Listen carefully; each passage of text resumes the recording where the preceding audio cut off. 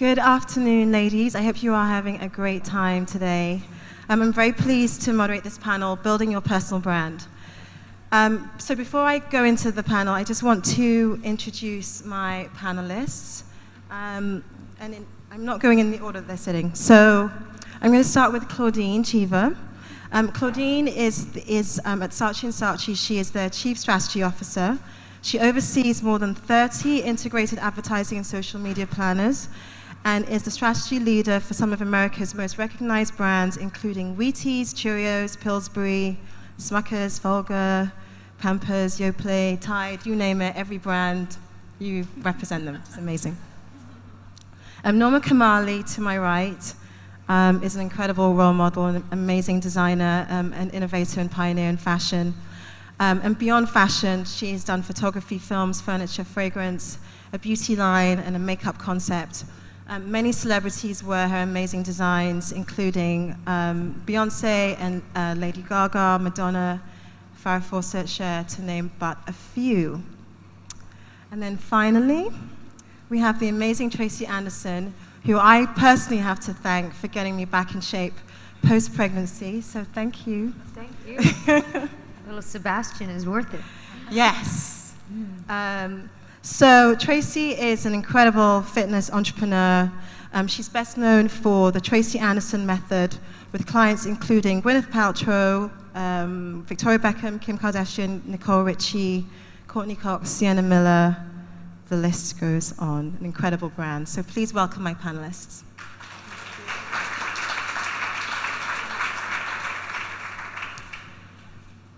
So Tracy, I wanted to start with you. So, because you've built such an incredible brand, so you started off as a dancer.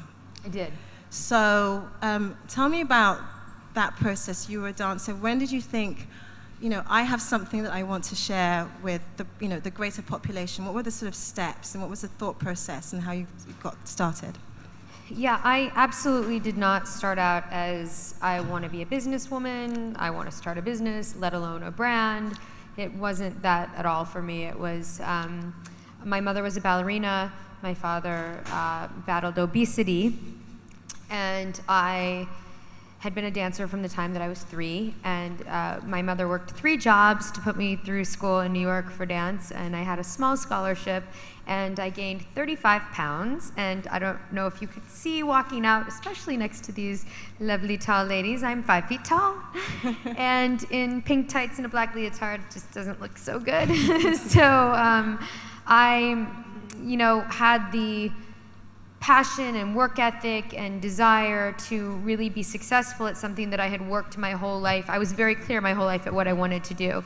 And when I was told basically just wait or get out, I was like, that just doesn't seem fair, and isn't there anything that I can do? And really, short of starving myself, drugs or whatever, there was not a solution.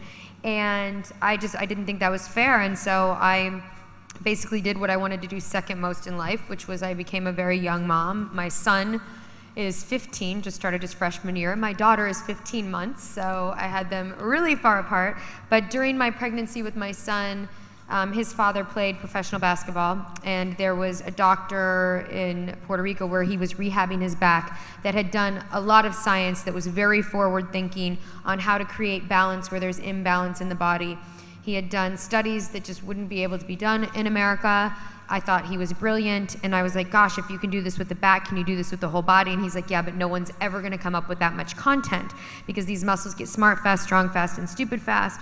And I was like, well, I want to do this. So it was more a mission for me. It was when I was exposed to that, I said, and I had the sort of, the pain and suffering of not being able to do what I wanted to do because I couldn't make weight. I knew that there was a need for this in fitness, and when I saw, muscularly what is possible if someone kind of creates symphony after symphony for the muscular structure, what we can accomplish with the body, I thought it was fascinating. So I have stayed steadfast to that process, and I think when you are clear and you stay focused, and you don't cut corners, then a brand sort of just builds itself. So for me, it was never that I was gonna that was it for me. But when I did my first study, which was 5 years on 150 different women, because I knew that I couldn't just start a fitness trend. This is definitely what I was not interested in doing. That when I spent that 5 years, I was like, every woman needs this, not just girls who want to be dancers. Every woman needs this. So that was a really long answer. I apologize. No. Important. So Norma, you've built an incredible fashion brand. You're a pioneer in the industry, and then you've branched out into a number of different areas. So what was the process? You were a fashion designer first, and then you thought, there are other areas of interest that I want to explore. Early on, I decided that I needed to tell myself what I wanted to achieve in a career. And I knew early on I didn't want to be the most famous designer or the richest. I wanted to have every creative experience without someone telling me what to do and how to do it. So it meant I'd have to figure out how to stay in business and be independent to have that freedom. So I managed to do that for some reason. I did not have any business experience. Same kind of scenario. I just figured out a way. And through the years, I've had the incredible opportunity to do so many things. I didn't realize how much I loved making films and doing things that most designers don't get to do. And by defining the way I would do business, I really allowed myself to have ultimate experiences in creativity. But it also was balanced by I have to pay the bills. And so there are restrictions when it's your money that is paying the bills. And my family, too, did not have a lot of money to kind of leave a little platform for me to use. So it really took some times of being very, very tight about what I was doing, but to have the freedom, for me, was the ultimate experience. So I've had a very fortunate career, and I'm still kind of redefining who I am and adjusting it, and I love every minute of it. And did it make you nervous, or were there any sort of doubts about when you built a solid position in something, to then sort of diversify, were there any sort of... I think I have an affliction of some kind. As soon as I feel comfortable, I come up with something that I never did before that always keeps me nervous. So I think I'm not comfortable unless I have a little butterfly in my stomach. And my staff absolutely just loves Monday mornings because they're afraid of what I might have come up with the weekend before. So, but I try to hire people who love change and are adaptable. But that's basically it. It's always nervous. Yeah, but that's usually the best Makes best it place fun. to start Yeah, from. Yeah. yeah. So, Claudine, there's a trend at the moment for most people actually to sort of who have a fan base or have sort of built a sort of an audience to try and create a brand or sort of turn that into a brand of some kind. So whether it's bloggers or whether it's a celebrity, or there's sort of a very sort of interesting trend. What are you seeing in the industry in that respect, and why is that, and how are they? Is this a sort of successful move for anyone to make? Well, I think one of the exciting things about building a personal brand today is the scale you can reach very quickly in terms of an audience. But I think transitioning having a large fan base into having a brand, you sort of have to apply very basic kind of fundamentals and classics. And I think that great brands have a real point of view on the category they're in. And I think when you look at both Norma Kamali and Tracy Anderson, amazing women who attract other women, but also have a competitive, innovative point of view on the categories in which they launch their brands. And I think that's where a brand truly, there's a reason for people to not only be drawn to the person, but to purchase the product and to engage in the brand transactionally. And that's a very classic branding principle, is having a point of view on whether it's fitness or fashion. But also I think today people expect a brand to have a point of view on life too. They want to understand how that brand sort of fits into their life, so all the transparency. I think that's why this really could be the age of the personal brand. When you think 20 years ago, it was Richard Branson was the only person who was achieving scale and building multi-million global brands. There are many Richard Bransons in many categories, and I think it's an incredibly exciting time to be in the business I'm in, because the way you build a brand is just continually evolving and evolving. I mean, is there any advice that you would offer to a young entrepreneur, or someone with a young company who wants to sort of grow and position their brand, in a better way to the public? What advice would you give to them? Well, I would say know what you love, but then great brands are loved, but they're respected. So make sure you do your homework and you have the rigor. Really, whether it's doing a study, you have the rigor, have the science, have done your work, and have a relentless work ethic, because it can't just be that you're cool or that people love you. There has to be respect and love, and brands that are only loved and personal brands that are only loved will be a fad. So there might be a quick rise, but there will be a quick fall that follows without that foundation of respect and rigor. So get your business in line and know how you're going to compete. Okay. So Tracy, you're branching out into a few different areas, including a fitness program for men. So what sparked that idea?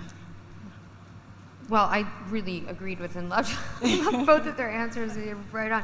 But I'm very big on focus. Yeah. And I think that authenticity and all of these things are just vital to, and also knowing what you want and knowing what you're good at. And I have stayed so focused for so many years and not gone and branched out into different areas that didn't make sense on purpose, because I think that being a trusted source is something that is so valuable today, because this lifestyle that we talk about all the time, and this is becoming such a normal thing, well, how do I want my lifestyle to look?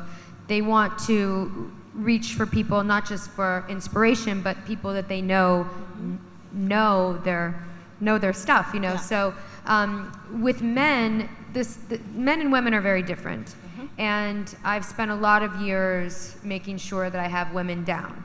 That doesn't mean I'm stopping, because I'm always, science is always pushing forward. We're a very forward-thinking company, and I'm always researching and creating to support my female audience. However, men, continue to create imbalance muscularly. They get injured. There is value to the work and the area of science that I've developed out in terms of content that adds value to men. And so we've had men in and out of the studios that are like, gosh, this is the most difficult thing that I've ever seen.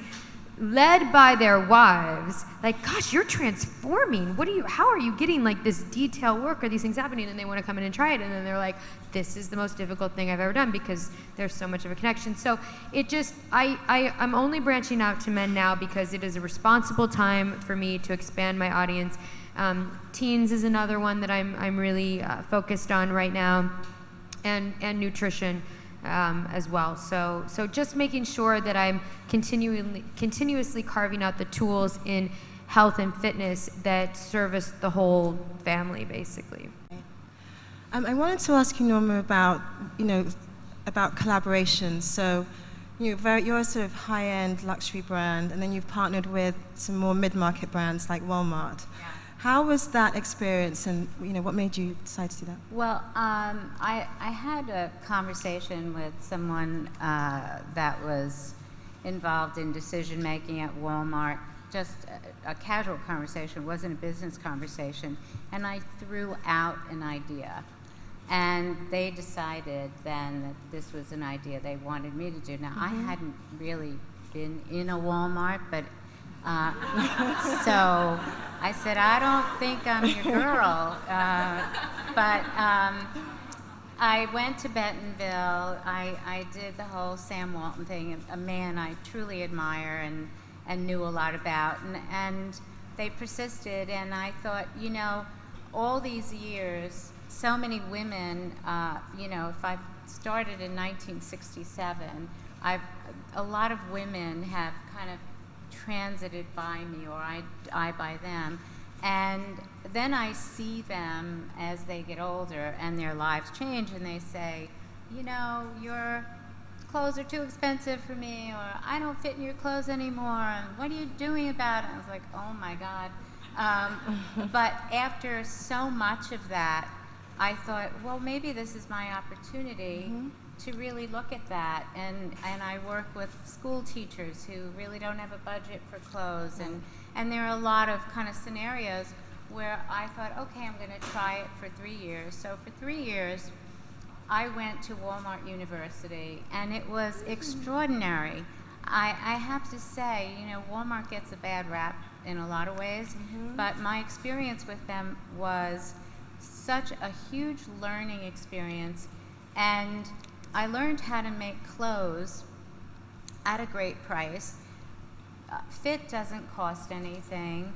Design doesn't cost anything. It's the construction of the garment that does. And sometimes the way you sew a stitch can change the perception of the garment. So I used my skills with 16 different manufacturers, and I was very proud of what I did with Walmart, and that I was able to reach, I mean, women would write me lovely notes on their sales slips, and I got such a great feeling about reaching women who never thought they could have anything designed by a designer.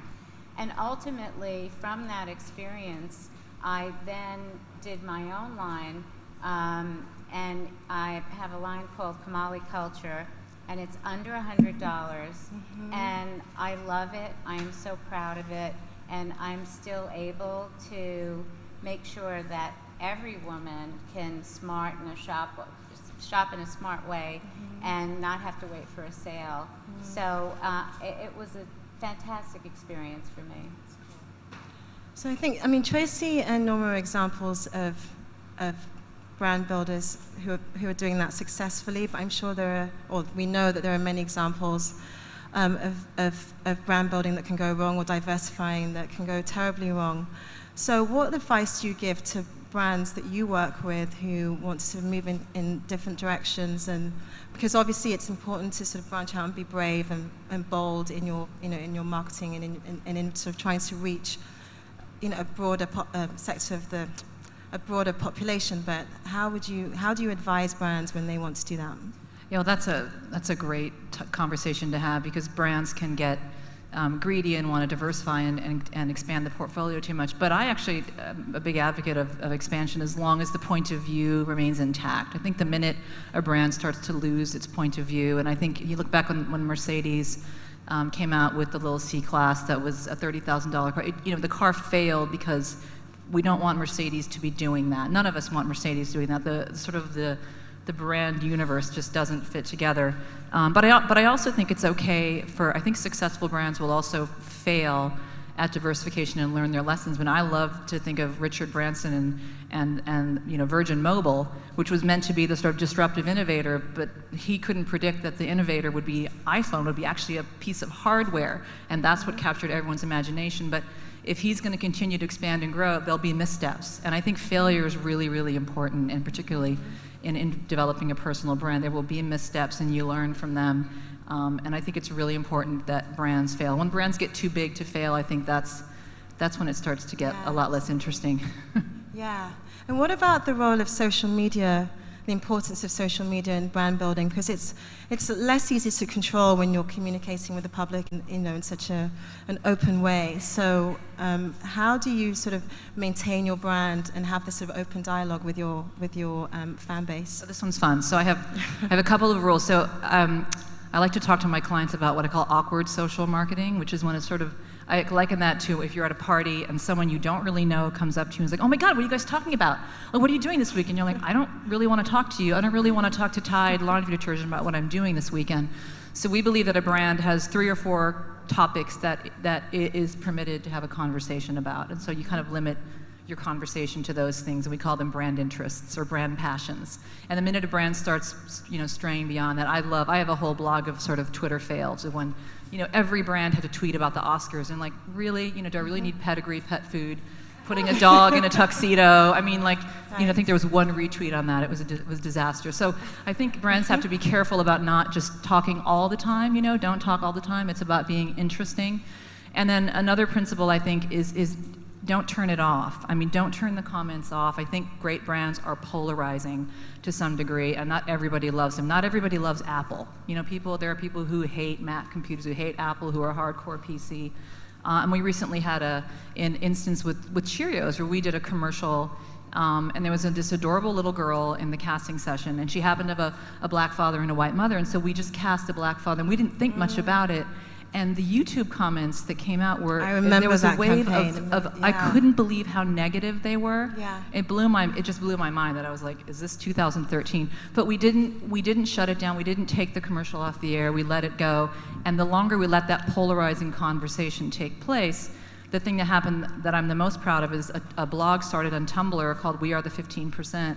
And every day thousands of families who are from multi-race backgrounds post pictures. So it's sort of like, be prepared for the negative comments and don't freak out, because if you want to truly have an open dialogue, it's got to be open.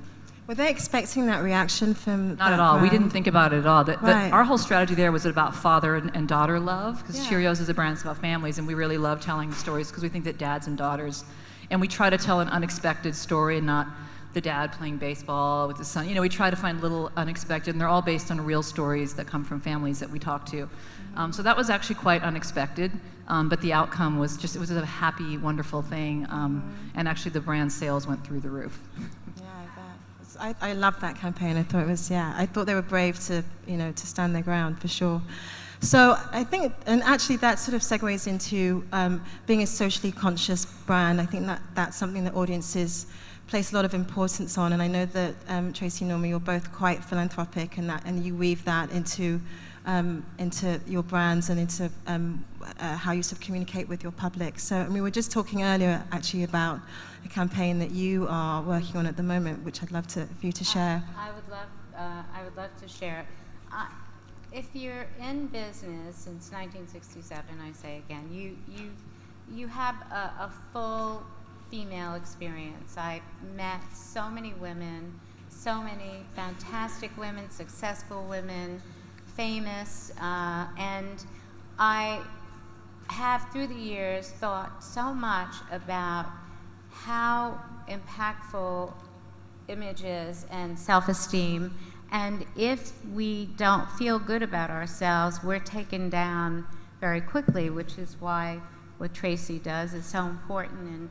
And what I try to do now is I think about why are women so affected by self-esteem issues? What is it that we suffer that men have absolutely no connection to? And I finally came to the conclusion through a lot of research and a lot of discovery that objectification really is the root of it. And objectification starts when we're in the crib. And it does not stop. There is no day that goes by that every woman you and I know experience objectification. And it's extremely painful. It's humiliating and embarrassing. And we don't talk about it. We keep it a secret because it is so difficult to talk about.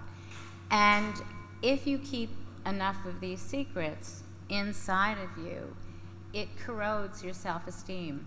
And by keeping them inside, we have created many, many women who do things that are not good for them, who have eating issues. We all have issues with food. There is not a woman in this audience or in the world that does not have a relationship with food that's strained and difficult. And we have many other issues.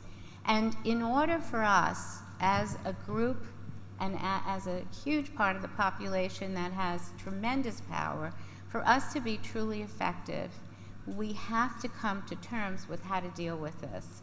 And I'm not saying go back to the 70s and hit a man over the head with a frying pan for being offensive, but to talk about it. We all have to start talking about if something happens to you, call a friend, tell your mom, talk to a sister, whoever it is, and say, you know what just happened? And then that will open the dialogue.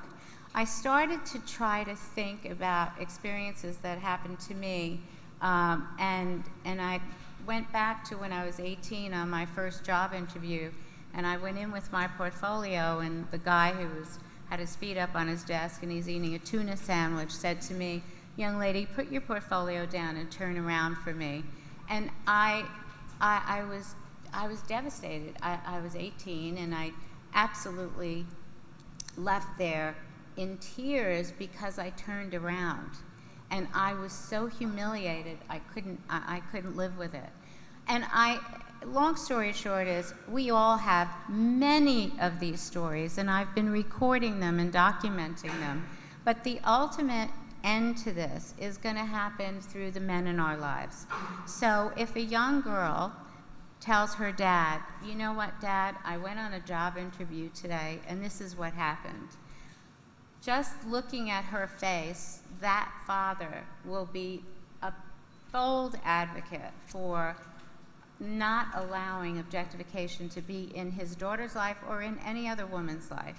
So we have to start talking to the men in our lives. No matter how embarrassing or humiliating the experience is, you must share them, have friends share their stories, and talk about it so that we can get past this. So every little girl, like you're a little girl, can go into a world where, just like smoking is obscene and we're disgusted when we see someone smoke, when somebody says something that's objectifying, we'll all be appalled by it and won't accept it as, well, it's okay to talk to women that way.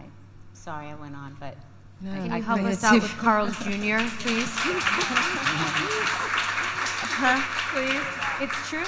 And so, I love hearing her speak about this, because from where I sit with women, coming at me all the time, like, I want to look like this, or me in the press, like, how do you get red carpet ready in 10 days? How do you get bikini ready in 10 days? And for me, like, I get so irritated, and I'm like, look, you don't want to look like Jennifer Lopez. You don't want to look like Gwyneth Paltrow. I'm 5 feet tall. She's 5'10". You want to be your most balanced, your most proportionate self. You want to take care of your health and your body. This is a message I have to fight and scream with the press for. And they're like, yeah, but how do you get this? Like, and I'm like, this is not what it's about. And I love hearing this. It's really important, the objectification of women, but we have to have help from the fashion industry, from the magazines. We have to have help from them, because, like I said, like the Carl's Jr. ads, the objectification of women, and for young girls to come into my office all the time thinking, I wish I was taller and I weighed 20 pounds because of everybody in the fashion magazines. And I'm like, you know what?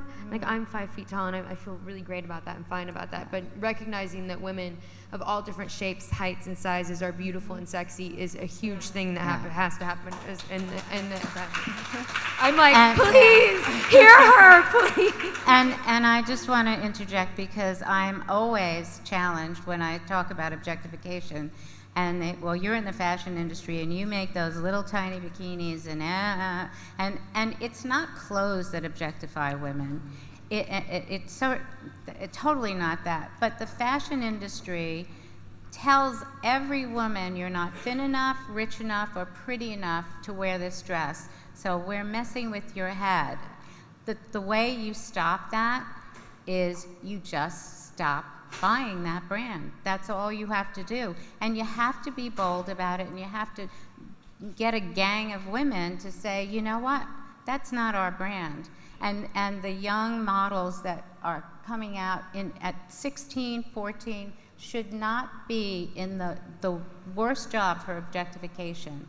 Every model is objectified in every go-see, and the fashion industry is not going to be responsible until women say, not doing it. It's in our power. Teaching our sons not to have modelitis. Big deal. Yeah, working on that with my 1-year-old. So. Sebastian will not. Penelope will not stand for it. Well, it's funny. My husband is in the business. He runs a production department, and he sat down with our 6-year-old daughter, and he did a photo shoot. I probably shouldn't say the brand because he'll get in trouble, but he showed her what the photograph looked like of the 16-year-old girl, and then he showed her all the retouching he did, because he's like, nobody looks like this. Right. Nobody looks like this. And she was amazing. And this was a girl, it was her butt, in a bathing suit, and she had cellulite. because she was 16, and he just wanted her to see the and he sees these now and he goes, that's a painting. It's not even a photograph Right, anymore, absolutely. it's a painting, So, Yeah. but how many fathers, and I agree with her, I think having the fathers and having the men and having our sons, be the ones Right. is really, really important. This is getting really good. If we could get President Obama to listen to his daughter's experiences in objectification and talk about it, think of how far ahead we'd be. And we need men, and obviously the more powerful the men, the faster it can happen. So, And there is a documentary, Jennifer Siebel, what is it called? It's called Misrepresentation. Misrepresentation, yeah. Yeah. It needs to go way deeper, but it's a good start. And it's okay to wear bikinis, and it's Yeah. okay to feel good in your body. It's just not okay for women to say, all women that are beautiful look exactly like this. And I guess also using your personal brand for good. So you have a fan base who listen to you, who admire you. So I know that you, for example, with the pregnancy videos, the fitness videos, you give a percentage to maternal mortality causes. To Christy Turlington, yeah. Right. And was that an issue that was that you were already quite sort of engaged with and. Yeah, I think that mothers need support. I think that, women should be able to develop careers for themselves, and because certainly we should not rely on men for that to take care of us. But I think that also it's very important, as she said, it starts in the very early stages of developmentation that that women be allowed to keep their babies close, nurse if they want to, but keep their children close so that they can be more independently minded as they grow up. But to have that support, it's like we need the support to be able to take care of ourselves, take care of our kids, and give our kids the time that they need. That's a really tough balance. And then there are women in the world that are just, there's so much pain and suffering for pregnant women, and it's just, that's a whole nother discussion. So when I was pregnant with Penelope and I wanted to give women the resources to be able to let their bodies expand, that their bodies can, do what it needs to do during pregnancy, and we interviewed a lot of different moms so that people would know, it's okay to crave an Arby's roast beef sandwich in the middle of pregnancy, and if you have to have that, you have to have that. I actually was terribly misquoted during promoting that project, where I was saying in an interview that I actually had to have an Arby's roast beef sandwich in the middle of my pregnancy because that's all I was craving. And instead of having one, I had 3. So we shouldn't really use pregnancy as an excuse to maybe have 3, but we should listen to our cravings. And they really pulled that quote out and used it inappropriately. But the message of the Pregnancy Project is just to be able to support women, give them the tools for each month of pregnancy, let them know that every single pregnancy is a completely unique experience. And if they feel like working out, great. Here, I've done my research. This is what it takes. I also did a post-pregnancy too. But during the process putting that out and selling that to women, I also wanted women who bought it, who were pregnant, who were giving a new life in the world, to realize that we are really lucky here. And, let's just, give something back to the women in the world that are walking 10 miles without water to a clinic just to get checked on. So, yeah.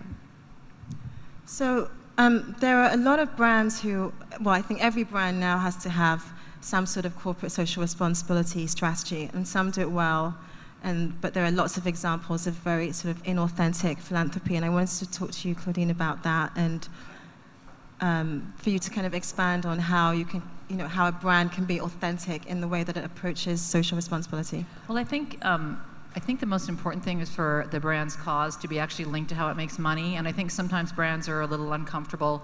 So I had a big retail chain client, and their big cause was literacy for after school, which is an excellent, wonderful cause, but actually they underserved the cause because the momentum of their brand was about dressing women. So I always tell them, you guys should do Dress for Success or some kind of dressing women, because what the business you're in will actually give momentum to the cause, and it's all one thing. I actually really love Microsoft, and the Gates Foundation, because the cause of their company is to bring technology to the billions of people in the world that don't have it. Their ultimate goal from a charity standpoint is for every single person in the world to have access to technology. Now, if that happens, Microsoft makes a lot of money because you can't buy a computer without their software on it. I'm okay with that. I actually think that's really, really important because they're much more likely to be successful and they have a lot more credibility in that space. So I think when Tracy talks about the pregnancy, it's linked to her business and the way she's driving it actually gives a cause more momentum, allows her to help more people, and much more than if she were doing something that were not related to the business that she's in. So that's always the advice we try to give clients. So they've kind of come from this era of what's our charity going to be versus like how can our brand and our business truly make the world a better place, and that needs to be the point of view that they start from. Okay, great. I wanted to open this out to questions, and I see many hands going up. So in the front row. Hi, I'm Bethany. I'm a personal fashion. Should we wait for a microphone for you? Hi, ladies. I'm Revni. I'm a personal fashion stylist, a motivational speaker, a nutritionist, and I deal with ladies of all different sizes, 0 to 24 and plus. And how do you ladies feel about the fact that, do you feel that media is actually doing misrepresentation, not so much avoiding the brand and not buying it, but more that the media, the magazines, are misrepresenting the real woman? Because my goal in life is to totally change the vision of magazines, glossy magazines. What are your thoughts about that? Do you think there's a way forward in that? Do you think they would be open to it? Do you think brands would actually like that? Well, actually, I'll start with this. I'm probably the least qualified to say something about this because it's about fashion. But in terms of women's image out there and diversity, I actually think we're in a really interesting period. I recently randomly just wrote on my Facebook page that Sheryl Sandberg's book kind of bugs me. I actually think Miley Cyrus is adorable. You know, like, it was a sort of like, I feel like anytime women get out there in any way, they get criticized more for whatever it is. Remember Martha Stewart, and you know, she came out of prison, and she just came right back. And so I feel like as women, we're always sort of being attacked a little bit more, and there's a more polarizing effect. But I also think sometimes that can be to our advantage, you know. So I just think it's time for us to embrace all of our edges and not try to round them out. And if a woman is size 22, she should flaunt it, you know. And I think there's just a really interesting, diverse kind of face of woman coming out. I mean, Miley Cyrus is going to be the host of Saturday Night Live, so maybe she's not that dumb after all. I don't know. I still can't watch that thing, but you know, it's kind of interesting. I agree with her, and I think that, you know, we don't achieve what we look like when we come into this world unless we take care of ourselves to a certain extent. And there's no shame in people that are, you know, achieving, developing themselves. But I call it, like, I don't think that we should be glorifying, like, encouraging people to be underdeveloped. So when I say that, I don't think that we should encourage people to go for like the quick fixes or the lip gloss that's going to do this or the cream that's going to make their cellulite go away. But really, women show that beauty, it can also come from, you know, becoming a more developed person, and it's fine. It's not going to go away. Aspirational photographs, inspiration, art, you know, whoever she wants to put into her clothes to inspire people or to create a finished, you know, look that's her artistic expression, that's great, and that should be celebrated and not too criticized. But I think it's more about the education of women, you know, achieving and developing themselves in an authentic way and in a way where they embrace their own individuality. And what I try and get women to steer away from is, don't come in, just like don't go into a hairstylist and be like, I want the Rachel. Don't come into me and say, I want Gwyneth Paltrow's legs. I'm like, why? Let's want your legs and let's achieve them to be the best legs that you can have, and then you go flaunt it, you know. If magazines did actually do that, women would have more courage to actually fulfill that, because I totally agree with you, but I feel magazines don't show it, so we just have this warped impression of what we should look like. And models that are 16 years old are going to be encouraged to, I can make a lot of money being really skinny and objectifying myself, and I don't need to develop myself. So it's like, obviously, it's like their parents' responsibility to develop them, or their own individual, you know, responsibility. But I do think that there needs to be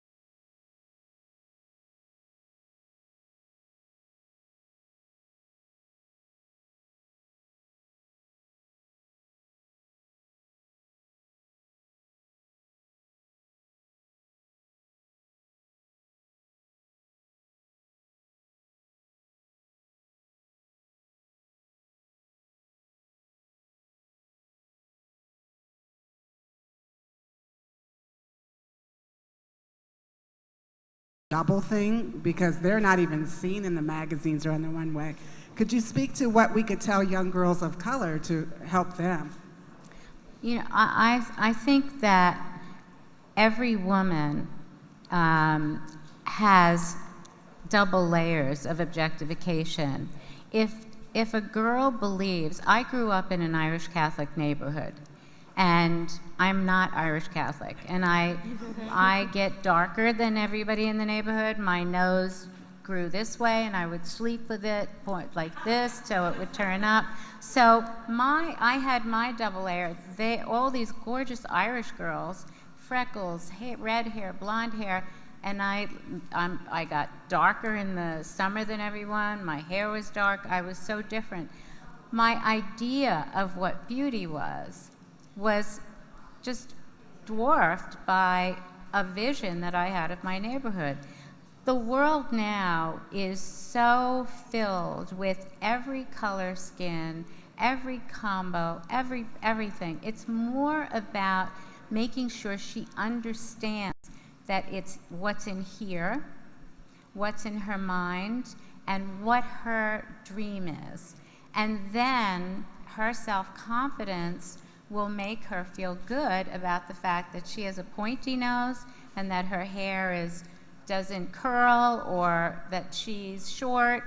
And whatever it is, that's beautiful if she feels good about herself. So it's really about feeling good about yourself. A final question? Final question. Hi, I have a company in which we develop 3D figures of each of our clients and each of the garments that we sell online. So you can actually try it on your body before actually buying it.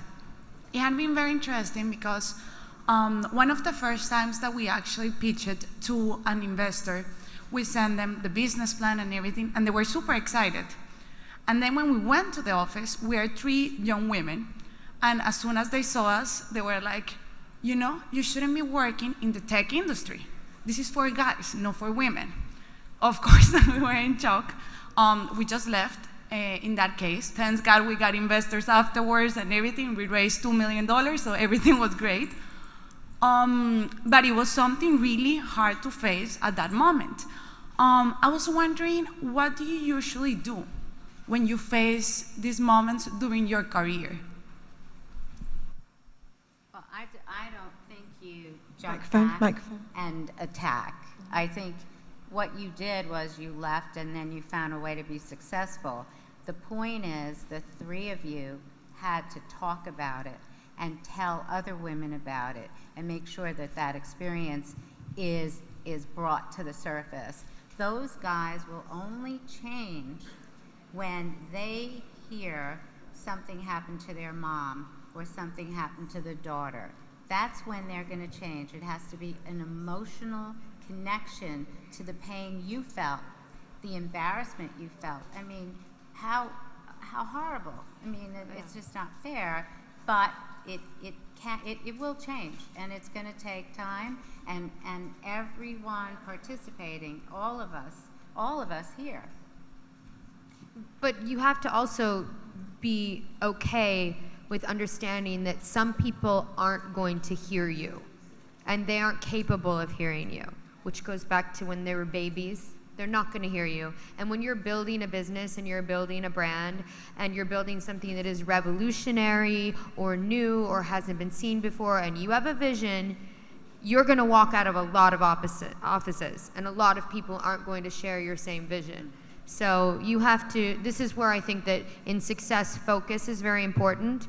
And if your goal is to be successful, and only to be successful is your goal, you will abort ship time after time again. You will abandon project after project. So make sure that you love this idea that you've developed, you really believe in it, and you're going to be okay when people can't hear you. And there's going to be a lot of people that are not going to hear you. So I would just prepare yourself to walk out of a lot of offices. I couldn't agree more that the tenacity you need to have as a woman, and I think tell that story as much as you can to as many women as you can.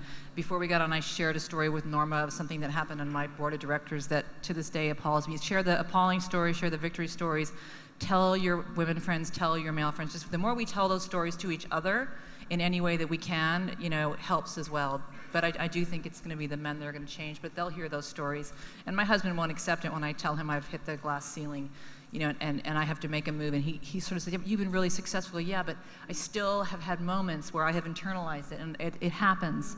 And I, and we sort of spar back and forth about it. And it's like, but you have to tell those stories, and don't let anyone ever tell you it didn't happen.